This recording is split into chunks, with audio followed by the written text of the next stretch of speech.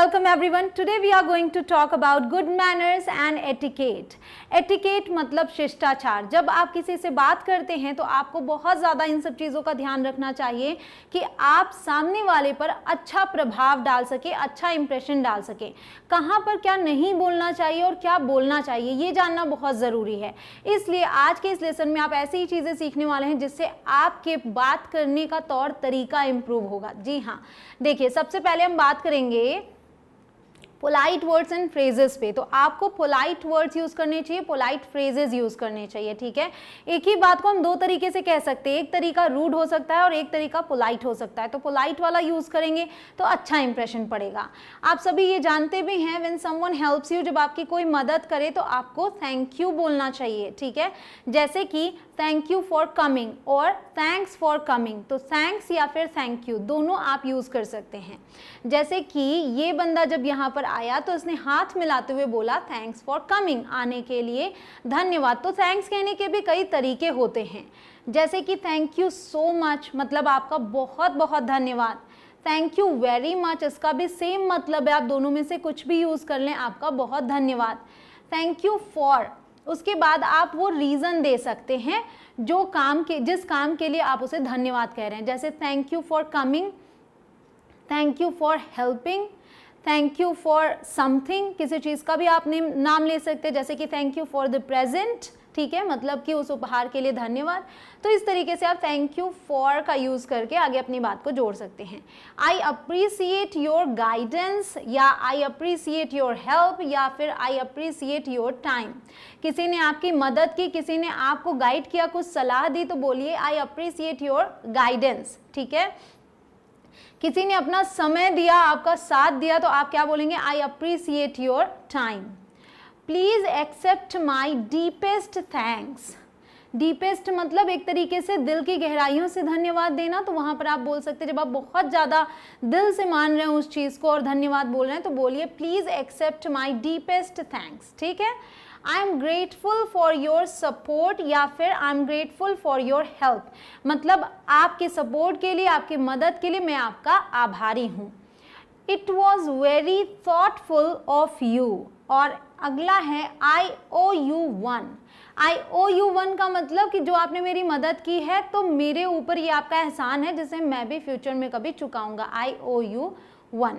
ठीक है, तो इस तरीके से आप थैंक यू कई तरीकों से बोल सकते हैं. शुरू में आप इजी तरीके ही अपनाएं, फिर जैसे जैसे आप आगे बढ़ते जाएं थोड़े से और इम्प्रेसिव वर्ड्स की आदत डालते जाएं और उन्हें अपनी रोज़मर्रा की ज़िंदगी में यूज़ करने की कोशिश करें. Now you know when you make a mistake, जब आप कोई गलती कर दें और हर्ट समवन, किसी को कोई तकलीफ पहुंचा दे, तो आपको माफ़ी मांगनी चाहिए. अपोलोजाइज मीन्स माफ़ी मांगना एंड से सॉरी. ठीक है, तो किसी से गलती हो जाए मतलब आपसे गलती हो जाए या फिर आप किसी को हर्ट कर दें तो आप क्या बोलेंगे? सॉरी. सॉरी कहने के भी तरीके हैं. वेज टू से sorry, I am so sorry या फिर आई एम वेरी सॉरी या फिर आई एम टेरिबली सॉरी. इसका मतलब होता है कि मुझे खेद है, मुझे दुख हो रहा है इस चीज़ का. ठीक है, ओ माई बैड, इसका मतलब होता है अरे मेरी गलती. माई बैड या फिर ओ माई मिस्टेक, मेरी गलती, या फिर ओ माई फॉल्ट. तो माई बैड जो है इसका मतलब ये है कि मेरी गलती, इसका मतलब यही है my mistake, my fault. My apologies ये भी आप बोल सकते हैं. Please accept my sincerest apologies. ठीक है, इस तरीके से भी आप बोल सकते हैं. वैसे ये सब जो मैं आपको बता रही हूँ यहाँ, please accept my sincerest apologies, ये सब फॉर्मल राइटिंग में चलता है या फिर ऑफिस वगैरह में इसे बोला जाता है. नॉर्मल जो कॉन्वर्सेशन है उसमें आप ये वाले ही ज़्यादातर यूज़ करते हैं. आई वॉज रॉन्ग मतलब मैं ही गलत था. Can you forgive me please, क्या आप मुझे माफ़ कर सकते हैं कृपया. I shouldn't have done that, ये वाला भी बहुत अच्छा है. I shouldn't have done that, मुझे ऐसा नहीं करना चाहिए था, आपसे गलती हो गई, आप बोलते हैं I am very sorry, I shouldn't have done that, मुझे माफ़ कर दो या मुझे खेद है, मुझे ऐसा नहीं करना चाहिए था. I take full responsibility for what I did, जो मैंने किया उसकी मैं पूरी जिम्मेदारी लेता हूँ. तो एक तरीके से एक्सेप्ट कर रहे हैं कि हाँ मुझसे गलती हुई है. आई वॉज रॉन्ग या फिर that was wrong of me, मैं गलत था या मेरी गलती थी. इस तरीके से आप अपनी गलती को मानते हैं. ठीक है, तो ऊपर वाली लाइन के साथ इन लाइन्स को आप जोड़ सकते हैं. Making the habit of requesting someone instead of ordering, किसी को ऑर्डर जैसा फील ना हो उसके लिए आप किस चीज़ की आपको हैबिट डालनी चाहिए, रिक्वेस्ट करने की। और कोई भी एक नॉर्मल सेंटेंस रिक्वेस्ट में तब्दील हो जाता है अगर आप उसके एंड में या स्टार्टिंग में प्लीज़ लगा दें। ठीक है, मान लीजिए आप किसी से कहते हैं, मान लीजिए कि वेयर योर मास्क, यहाँ पर ही देख लें इस एग्जाम्पल को कि अपना मास्क पहनो, तो ये एक ऑर्डर लग रहा है। अगर आप कहते हैं प्लीज़ वेयर योर मास्क, ठीक है, तो यहाँ यही ऑर्डर रिक्वेस्ट में बदल गया और ये पोलाइट हो गया। तो आप ज़्यादा से ज़्यादा कोशिश करें कि आप प्लीज़ का यूज़ करें। किस तरीके से कर सकते हैं, जैसे कि यहाँ ये लिखे हुए हैं जिन्हें आपको नहीं बोलना है, ये सभी रूड हो सकते हैं, रूड लग सकता है सामने वाले को कि आप इस तरीके से बोल रहे हैं। अगर आप उनमें कुछ प्लीज़ ऐड कर देंगे या कुछ ऐसे वर्ड्स होते हैं जो आपकी ही बातों को और पोलाइट बनाते हैं, वो मैं आपको बता रही हूँ सब कुछ, उन्हें यूज़ करना शुरू कीजिए। तो इन्हें आपको नहीं बोलना है, इंस्टेड आपको इन्हें बोलना है। जैसे वेट, आप फ़ोन पर बात कर रहे हैं, किसी ने कहा कि मुझे इनसे बात करनी, इनसे बात करवा दीजिए या कुछ भी, तो आपको बोलना है कि थोड़ी देर इंतज़ार कीजिए। तो आप वेट बोलेंगे तो रूड लगेगा। क्या बोलना है, could you hold please, could you hold please, क्या आप थोड़ी देर रुक सकते हैं, प्रतीक्षा कर सकते हैं, कुड यू होल्ड प्लीज़। तो कुड के साथ शुरू किया, प्लीज़ पे एंड किया। गिव मी द सॉल्ट, आप डाइनिंग पे बैठे हैं, खाना खा रहे हैं, सॉल्ट का वहाँ पे रखा हुआ है स्प्रिंकलर, तो आप किसी से बोलते हैं गिव मी द सॉल्ट, तो ये डायरेक्ट हो गया, रूड भी लगेगा कि मुझे नमक दो। इंस्टेड क्या बोल सकते हैं, could you pass me the salt please, मतलब क्या आप नमक को मुझे दे सकते हैं, क्या आप नमक मेरी तरफ दे सकते हैं, कुछ भी। Could you pass me the salt please, please लगा दिया। फॉलो मी, ठीक है, फॉलो मी मतलब मुझे फॉलो करो, ये डायरेक्ट हो गया, बस लास्ट में प्लीज़ लगा दिया, ये आपका पोलाइट हो गया, फॉलो मी प्लीज़। ठीक है, bring me a cup of coffee, आपको कॉफ़ी चाहिए, आपने बोला bring me a cup of coffee, मतलब एक कप कॉफ़ी ले आओ, ये डायरेक्ट हो गया। ठीक है, वेटर से आपने बोल दिया। लेकिन अगर आप बोलते हैं I would like to have a cup of coffee please, तो ये हो गया पोलाइट तरीका। और किसी भी रेस्टोरेंट वगैरह में अगर आप जाते हैं तो इसी तरीके से ऑर्डर किया जाता है, जहाँ पे आप वुड का यूज़ करते हैं, आई वुड लाइक का यूज़ करते हैं। ठीक है, तो इस तरीके से डायरेक्ट नहीं बोलते। ठीक है, I would like to have a cup of coffee please, या फिर I would like a cup of coffee please, वहाँ पे टू हैव ना लगाएं तो भी चलेगा। समझ में आ गया? कुछ और देख लेते हैं। गो अवे मतलब चले जाओ। आप अगर परेशान हैं, कोई आप तक आता है, तो आप अगर गुस्से में कहते हैं गो अवे, वो बिल्कुल रूड है। आपको क्या कहना है, could you give me 10 minutes please if you are busy. ठीक है, अगर आप बिजी हैं, कुछ कर रहे हैं, could you give me 1 minute please, could you give me 10 minutes please, could you give me 5 minutes please, इस तरीके से बोलिए तो वो समझ जाएगा कि आपको थोड़ा स्पेस चाहिए। मूव, ठीक है, अगर आप जा रहे हैं, 2 लोग खड़े हैं, 4 लोग खड़े हैं, बातें कर रहे हैं, आपको जगह चाहिए, रास्ता चाहिए, तो आप अगर ये बोलेंगे मूव मतलब बगल हो जाओ, ये बिल्कुल रूड है। क्या बोलना है, एक्सक्यूज़ मी। अगर आप एक्सक्यूज़ मी बोलेंगे तो वो इंसान बगल हो जाएंगे, वो लोग बगल हो जाएंगे और आप आराम से जा सकते हैं। तो ये पोलाइट वे है। नो नहीं बोलने के लिए अगर आप बोलते हैं नो, तो ये बिल्कुल डायरेक्ट हो गया और रूड लगा। मान लीजिए आपको किसी ने कोई इनविटेशन दिया कि आपको पार्टी में आना है और आप नहीं जा सकते, तो आप ये नहीं बोलेंगे नहीं, नो, आप बोलिए I am afraid I can't, मुझे डर है कि मैं नहीं आ सकता। तो आई एम अफ्रेड लगाने से आपकी ये बात पोलाइट हो जाती है। नो आई कांट बोलेंगे तो वो इम्पोलाइट है, डायरेक्ट है, रूड है। आप बोलेंगे I am afraid I can't, तो ये बिल्कुल ठीक है, इस तरीके से बोलना चाहिए। I think that's a bad idea, किसी ने आपके आगे कोई चीज़ बताई, आपकी राय मांगी, I think that's a bad idea, मुझे लगता है कि ये बिल्कुल बुरा विचार है, मतलब कि बिल्कुल सही नहीं है, ये बैड आइडिया है। उसकी जगह बोलना है आपको I don't think that's such a good idea, और I don't think that's a good idea. तो आई डोंट थिंक बोल के आपको अपनी बात को लगाना चाहिए कि मुझे नहीं लगता कि ये अच्छा आइडिया है। मतलब किसी चीज़ को आपने डायरेक्ट बैड बोला, वो बैड हो गया और बैड लगा, रूड लगा, लेकिन उसकी जगह अगर आप बोल देते हैं आई don't think that's a good idea, तो ये ऑपोजिट लग रहा है और ये पोलाइट हो गया और ये किसी को भी रूड नहीं लगेगा। यू डोंट अंडरस्टैंड मी, आप मुझे समझ नहीं रहे हैं, ऐसे डायरेक्ट नहीं बोलना। क्या बोलना है, perhaps I am not making my self clear, शायद मैं ही अपने आप को, मतलब मैं ही ठीक से समझा नहीं पा रहा हूँ। बात दोनों की सेम है, वो रूड है, ये पोलाइट है। You didn't explain this point, आपको कोई बात नहीं समझ में आई, आपको लगा उसने एक्सप्लेन नहीं किया, आप डायरेक्ट बोलते हैं कि आपने इस पॉइंट को एक्सप्लेन नहीं किया, आपने इस पॉइंट को समझाया नहीं, वो नहीं बोलना। क्या बोलना है? I didn't understand this point, मुझे ये पॉइंट समझ में नहीं आया। Could you please repeat this again, और could you please elaborate, और could you please explain it again। ठीक है, इस तरीके से। You need to give us a better price, आपको हमें बेटर प्राइस देनी चाहिए। ठीक है, इससे सही प्राइस देनी चाहिए। We are looking for a better price, so you need to give us नहीं बोलना, क्या बोलना है? We are looking for a better price. ठीक है, आई डिडंट कैच दैट, आप ये बोलते हैं, आप ये तब बोलते हैं जब आपको कोई चीज़ समझ नहीं आती या फिर आपको वो अच्छे से सुनाई नहीं दिया, तब आप बोलते हैं आई डिडंट कैच दैट। लेकिन आपको क्या बोलना है? Sorry I didn't quite catch that, तो सॉरी लगा के बोलेंगे तो पोलाइट लगेगा। ठीक, लेट्स गेट डिनर, चलो डिनर करते हैं। शैल वी गेट डिनर, तो इस तरीके से इसको बोलिए। शैल वी में क्या हो गया कि आप सजेशन भी ले रहे हैं और ऑफर भी कर रहे हैं, तो शैल के साथ स्टार्ट करें, क्या हम डिनर करें? Shall we get dinner. ठीक, क्लोज द डोर मतलब दरवाज़ा बंद कर दो, डायरेक्ट बोलने के बजाय could you close the door please, क्या आप दरवाज़ा बंद कर सकते हैं? कृपया, प्लीज़ लगा दिया। हेल्प मी, मेरी मदद करो, इसकी जगह क्या बोलना है? I was wondering if you had time to help me, मैं सोच रहा था कि अगर आपके पास समय हो, थोड़ा समय हो मेरी मदद करने के लिए। तो इस पे आपको क्या लगता है कि ये बोलने पर आपको मदद मिलेगी या डायरेक्टली हेल्प मी, मेरी मदद करो, उस पर मदद मिलेगी? ऑफ कोर्स इस वाले पर आपको मदद मिलेगी और वो शायद तरीका आपका फेल हो जाए। Can I use your phone, क्या मैं आपका फ़ोन इस्तेमाल कर सकता हूँ? इंस्टेड क्या बोलना चाहिए? Do you mind if I use your phone, आपको कोई आपत्ति तो नहीं होगी अगर मैं आपका फ़ोन यूज़ करूँ तो? So do you mind if I use your phone, इस तरीके से आप यूज़ करिए। मतलब पहले ही आप पूछ लीजिए कि आपको कोई आपत्ति तो नहीं है, तो इंसान सोच लेगा कि नहीं भाई कोई आपत्ति नहीं है और आपको बोल भी देगा कि ठीक है यूज़ कर लो। या आपने देखे कि आपको क्या नहीं बोलना चाहिए, क्या बोलना चाहिए। फिर आगे बढ़ते हैं। When you want to get someone's attention, जब आपको किसी का अटेंशन खींचना हो, जैसे मैंने कहा कि 4 लोग आपस में बात कर रहे हैं, आपको जाना है बीच से, आपने बोला excuse me.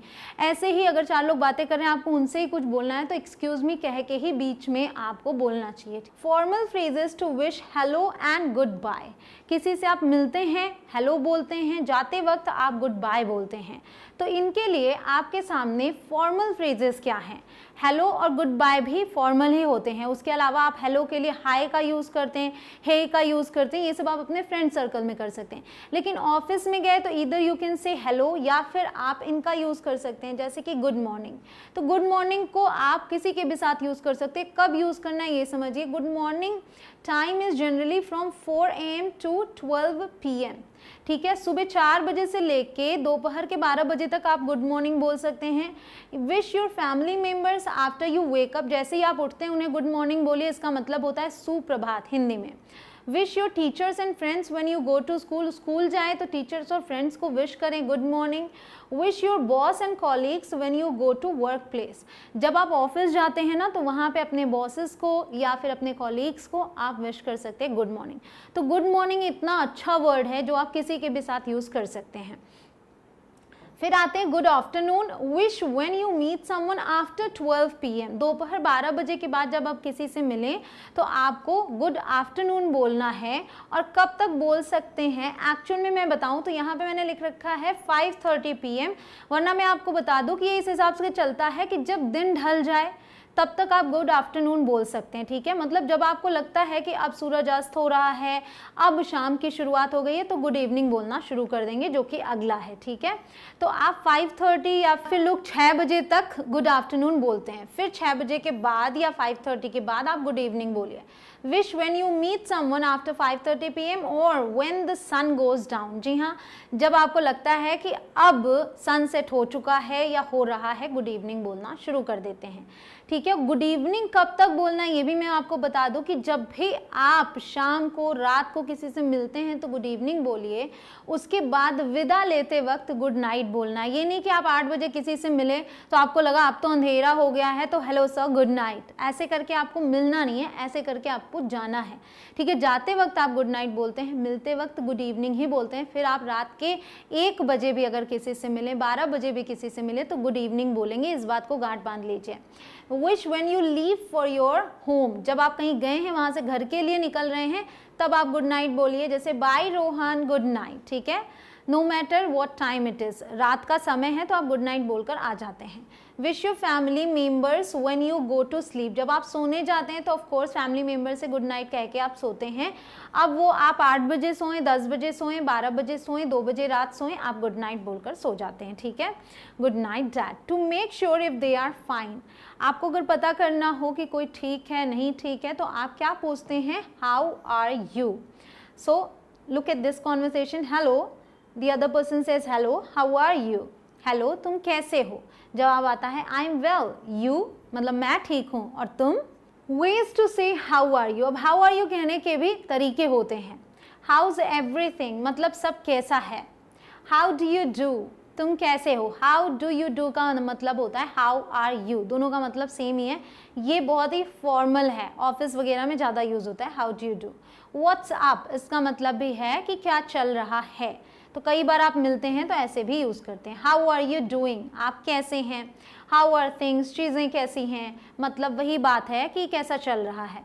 How is life going, ज़िंदगी कैसी कट रही है, ज़िंदगी कैसी चल रही है। व्हाट्स न्यू विद यू, कोई नई खबर जानना चाहते हैं तो पूछिए व्हाट्स न्यू विद यू, कुछ नया है क्या तुम्हारे साथ, वो क्या है। Anything interesting happening in your life lately, इस तरीके से आप क्वेश्चन कर सकते हैं। Anything interesting happening in your life lately, कुछ नया हो रहा है तुम्हारे ज़िंदगी में इधर कुछ दिनों में, तो इस तरीके से आप नई खबर जानने के लिए भी यूज़ कर सकते हैं, ठीक है। अब जब हाउ आर यू आपसे कोई पूछे तो उसके जवाब में आप क्या बोलें वो देखिए। एक तो हो गया आई एम फाइन, मैं ठीक हूँ, और सबसे ज़्यादा यही यूज़ होता है, ठीक है। I am good, thanks, and you, तो एक तो ये तरीका हुआ आई एम फाइन बोल दिया, उसके बाद आप चुप हो जाते हैं। बट सही तरीका क्या है कि जैसे आप आई एम फाइन या आई एम गुड बोलें, आप ये भी बोलें थैंक्स मतलब पूछने के लिए धन्यवाद, एंड यू और आप कैसे हैं, तो आपको पलट कर उसका भी हालचाल लेना चाहिए। आई एम डूइंग वेल, मैं अच्छी हूँ, सो आई एम फाइन या I am doing well. If somebody ask you how are you doing, तो जवाब दें आई एम डूइंग वेल। यहाँ पे आई एम डूइंग गुड नहीं यूज़ कीजिएगा, वो गलत माना जाता है। प्रीटी गुड मतलब बहुत बढ़िया। ओ जस्ट एज यूजल, अरे हमेशा की तरह, जस्ट एज यूजल जैसे हमेशा रहती हूँ। जस्ट द सेम ओल्ड, इसका भी वही मतलब जैसे पहले थी वैसे अभी भी हूँ। वेरी वेल थैंक्स, इसका मतलब है कि बहुत अच्छी हूँ धन्यवाद। नथिंग मच, ये आप कब यूज़ करेंगे, जब कोई पूछता है व्हाट्स अप मतलब क्या चल रहा है, उस पर जवाब दीजिए नथिंग मच, कुछ ज़्यादा नहीं, ठीक है, या कुछ खास नहीं। समझ में आ गया आपको कि इसको कैसे करना है। विश एवरीबॉडी गुड डे, जब आप किसी से मिलते हैं स्पेशली जाते वक्त ये आप बोलते हैं हैव अ नाइस डे, ठीक है। हैव अ नाइस डे मतलब आपका दिन अच्छा हो, शुभ हो, तो इसे भी कहने के तरीके होते हैं। आप गुड डे भी बोल सकते हैं, simply have a great day बोलिए, good day, have a nice day, have a great day, have a safe day मतलब आपका दिन बहुत अच्छा हो, ये हो गया कि आपका दिन सुरक्षित हो, सब कुछ सही रहे, have a safe day. Have an awesome day, आपका दिन बहुत बढ़िया हो, awesome. I hope your day is great, उम्मीद करती हूँ कि आपका दिन अच्छा हो।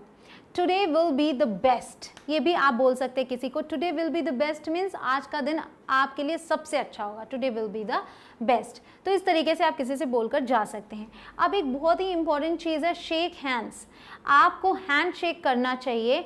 कब करना चाहिए, व्हेन यू ग्रीट पीपल, जब आप किसी से हेलो हाय बोलते हैं, मिलते हैं उस वक्त। When you finalise a deal, जब आप किसी डील पर बातचीत कर रहे हैं, फाइनल हो जाता है, तब आप हैंड शेक कीजिए। व्हेन यू लीव, जब आप जाने लगिए तो भी आप हैंड शेक करके जाएं, ये मैनर्स में आता है, ये आपके एटिकेट में आता है, इसको ध्यान रखिएगा। और हैंड शेक भी फर्म होना चाहिए, ये नहीं कि आप ऐसे ऐसे अपना हैंड शेक कर रहे हैं, फर्म होना चाहिए वो, ताकि अच्छा लगे सामने वाले को भी कि हाँ इसे तौर तरीके पता हैं, ठीक है। But during covid of course, जैसा कि पैंडेमिक चल रहा है तो अभी तो हाथ जोड़ने से काम हो जा रहा है और यही करना चाहिए, ठीक है। When you greet people or when you wish them goodbye, ठीक है। अब एक चीज़ बहुत इंपॉर्टेंट है, क्या, स्माइल। जब आप, जैसे आपने हैंड शेक किया वो भी बहुत अच्छी बात है कि आपको करना है, लेकिन साथ ही साथ ये नहीं कि आप अपने चेहरे पर 12 बजाकर किसी से हैंडशेक करें। आपको क्या करना है, आपको स्माइल करना है। Don't make somebody feel ignored और ऑकवर्ड। सामने वाले को ये ना लगे कि आप बिना मन के ये सारी चीज़ें कर रहे हैं, यू आर नॉट हैप्पी। सामने वाले को भी अच्छा नहीं लगता। तो जब आप किसी से मिलें, हैंडशेक करें या फिर ग्रीट करें, तो आपको स्माइल करना चाहिए, ठीक है। Smile when you greet them, when you are talking to them, बात कर रहे हैं तो भी आपको बीच बीच में स्माइल करते रहना चाहिए। एंड व्हेन यू से गुड बाय, जाते वक्त भी स्माइल करते हुए गुड बाय करके निकलना चाहिए। Clear? So always remember to smile. When someone is speaking, listen carefully. किसी भी कॉन्वर्सेशन में ध्यान से बात को सुनना चाहिए। अगर आपने पहले ध्यान से सुना नहीं तो डेफिनेटली आप सही जवाब नहीं देंगे और वहीं पे सब कुछ गड़बड़ हो जाता है। तो पहले अच्छे से सुने, उसके बाद ही कुछ जवाब दे, ठीक है। क्योंकि कॉन्वर्सेशन क्वेश्चन आंसर पर आधारित होती है।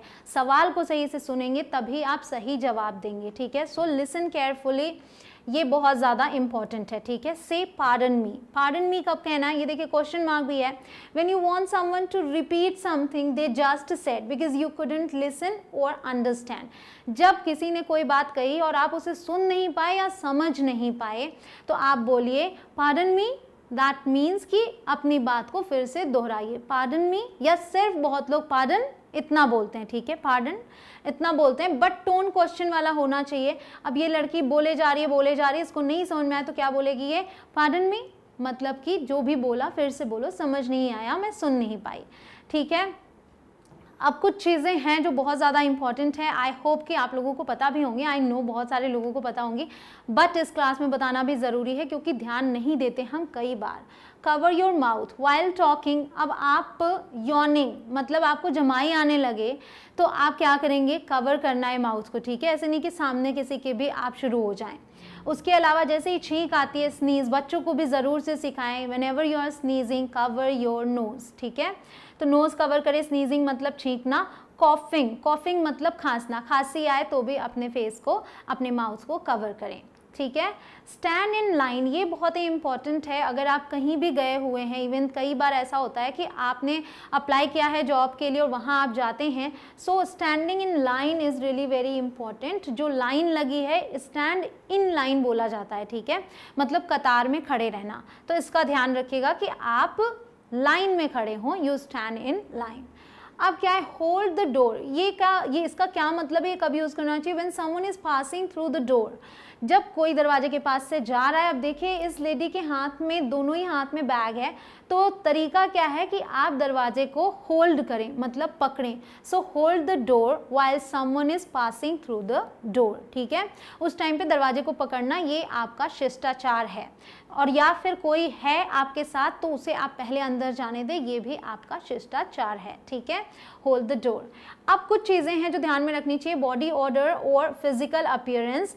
तो जब बातें करनी है आपको या फिर इंप्रेशन अच्छा जमाना है तो सिर्फ बोलना ही इंपॉर्टेंट नहीं होता, आपका जो ड्रेसिंग सेंस है वो भी बहुत इंपॉर्टेंट होता है और अपने आप को नीट एंड क्लीन रखना बहुत ज़रूरी होता है। नेवर स्मेल बैड, उसके लिए क्या, बेथ डेली, मतलब हर दिन नहाना है। Brush your teeth and use deodorants, ठीक है।